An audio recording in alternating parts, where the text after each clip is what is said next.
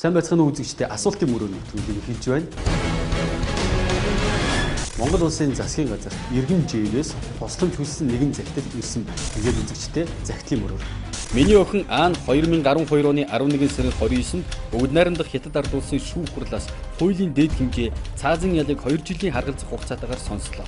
Охин маань ээлжийн амралтаараа Малайз улсын нийслэлийг үзэж сонирхохоор явахдаа онгоцон танилцсан иргэн Аагийн цүнхийг бидний ачаа гэж гайл дээр мэдүүлжээ. Тэдний цүнхнээс хар тамхи илэрсэн болохоор саатуулагдсан. Өөрийн гинэн итгэмтгий зангаасаа болж хүнд байдалд орж өөрийнхөө амьдралаа алдаж байгаа охиныг минь аварч хамгаалахад Монгол улсын ерөнхий сайд танаа тусламж үзүүлэхийг чин сэтгэлээсээ хүсэж байна. Хар тамхины хэрэгт ял эдэлж байгаа Монгол иргэд Бөгд найрамдах Хятад ард улсад 23, Оросын холбооны улсад 2, Бөгд найрамдах Казахстан улсад 2, Хонконгод 7, 13 эмэгтэй, 21 нь эрэгтэй. Одоо саатуулагдсан шалгагдж байгаа иргэд Бөгд найрамдах Унгар улсад 2, Малайзид 1, Хорватид 1, Бөгд найрамдах Хятад ард улсад 3. 2 иргэнд нь цаазаар авах ял ногдуулж 2 жилийн хугацаатаагаар хойшлуулах шийдвэр гаргасан байна. Мансууруулах үдсийг хил дагуулдаг гэмтрийн бүлэглүүд маань яаж яана гэхэд ядуу буураа орны мөнгө төгрөг санал болгоход хүлээж авдаг тий хууль эрх зүйн ойлголт муутай иргэдэг ашиглаад улмаар тий юу гэдэг ялын бодлого өндөртэй эсвэл хараа хяналт гайлын хяналт чангатай улс орнууд руу тэр иргэдэг золиос болгон явуулдаг. Тийм учраас энд тэгэхээр одоо төр засгийн хувьд ч энийг ард иргэдэд бодлого хэрэгжүүлж энэс урьдчилан сэргийлэх шаардлагатай мөн түншлэн ард иргэд маань хувь хүний ухамсар бие биендээ анхаарал тавих анхаарал хяналтыг сайжруулах өнөөдөр ахтай ихчтэй дүүдээ тий гадаад ажиллахаар сурахаар явж байгаа хүмүүстэй бас одоо ард үлдэж байгаа хүмүүс нь захидаг хэлдэг анхааруулдаг сануулдаг байх хэрэгтэй.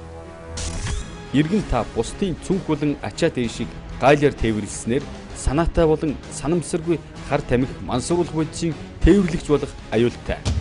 Монгол улсын засгийн газар сэрэмжлүүлж байна.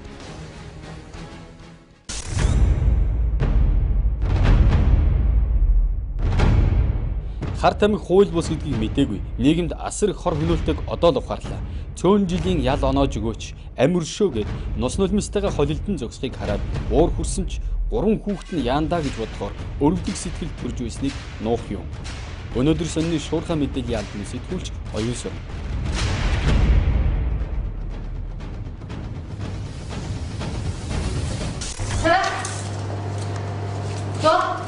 Энэ бол Хятадын өмнөд хилийн ойролцоох Сямины шүүхэд Монгол улсын харьяат хар тамхи зөөвөрлсөн гэр бүлийн 2 найзын хамт 3 иргэнийг шүүх хуралд сууж сурвалжилж ирээд нийтлсэн амир шөө нийтлэл. Хятадууд яг ялынхаа тогтоолыг уншаад ингээд бол манай монголчууд бол яг уйлал яг аюу хүнд хэцүү байдалд орж байгаа. Ягаад гэхээр бол 50 граммаас дээш зөвс хүнд бол шууд цаазаар авах ял оноод байгаа.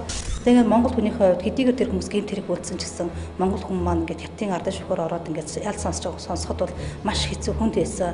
Түүнээс гадна нэг зүйлийг бол сэрэмжлүүлэх хэрэгтэй гэж бодож байна. Танжаны бондон дээр бол 2011 оны 7 дугаар сард бол Монгол улсын 3 иргэн бас хар тамхи мансууруулах байдал зөөж одоо саатуулагдсан байгаа. Тэгээд тэр хүмүүс саатуулагдахад яг Куала-Лумпураас Малайзаас иргэсэн 17 монгол иргэн бол тийзээ цуцлсан байгаа. Энэ бол юу харуулж байна гэхээр тэрний 17 хүний цаанаас хэд хүн ч байгаа юм бэл 17 хүн бэл ягаад учир хөдөлгөөд шууд тийзээ тусалж байна гэхээр хар тамхи мансууруулах байж зөөх гэжсэн нь бол хинт ч ойлгомжтой байгаа. Тиймээс бол энэ бол 17 оны цаана маш олон хүн байж магадaltaй гэсэн айцлууд төхүүлж байгаа. Тэгэхээр Хятадын бол хил гайлын газар бол цагдаагийнхан чийлж जैन хууль хяналтынхан чийлж जैन танаа монголчуудыг бол мэдгүй өнгөрөнд бол хизээч байдгүй. Тэгээ ягаад 2 3 дахь явуулаад байдгүй гэхээр цаана ямар хүмүүстэй холбоотой байна. Одоо холбоос үлбэн хэд хэдэн хүн байна. Тэрийг илрүүлэхийн тулд 2 3 удаа явуулдаг байгаа. Тэгэхээр манай монголчууд бол энийг маш сайн ойлгоод 2 3 удаа явуулж дараа гэж холбоос үлдээсийг бол олоод таныг бол тавтан гэмт хэрэг үйлдсэн гэдэг бол маш цаазарах бол ойрхон байгаа гэж ойлгох хэрэгтэй гэж бодож байна. Газар дээр байдал ямар байдгийг талаар үзэгч та бүхэн сонслоо. Ийм л бодиттой аюул нийгэмд болон өөртөө авчирч болохыг сая та бүхэн харлаа.